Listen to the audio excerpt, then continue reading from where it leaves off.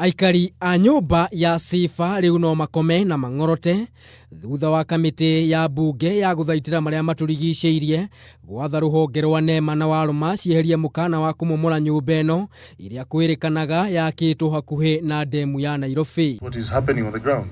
Kuringana na kamiti ino iria tongoragio ni Kareke Biuki ni yugite gutire na gitumi kiiganu gia kumomora nyumba eno guku gukioneka ta honge ici cieri itararia na mwario mwe wigie haria nyumba eno yakitwo. We as the Departmental Committee of Environment and Natural Resource hereby orders NEMA and Water Resource Authority to vacate the demolition orders which have been given to the developers of SEFAR apartment.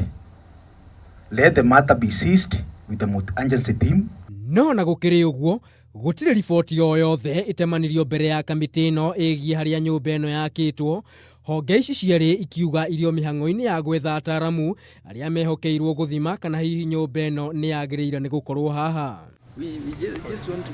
Mwena-ini wao ene nyumba ici matinahitha gikeno kiao kumana na riathana riri. We are very grateful for what transpired today during the parliamentary committee meeting. We are told that the committee made a decision to give the orders to the agencies to vacate the notices that they gave us, which we believed from the onset that were not validly issued. They are not talking about the safety of SEFAR apartment.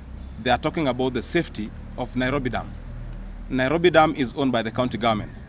And the reason why we are having this meeting right now is that we want to tell WARMA and NEMA to come and remove the markings in this building and mark the dam.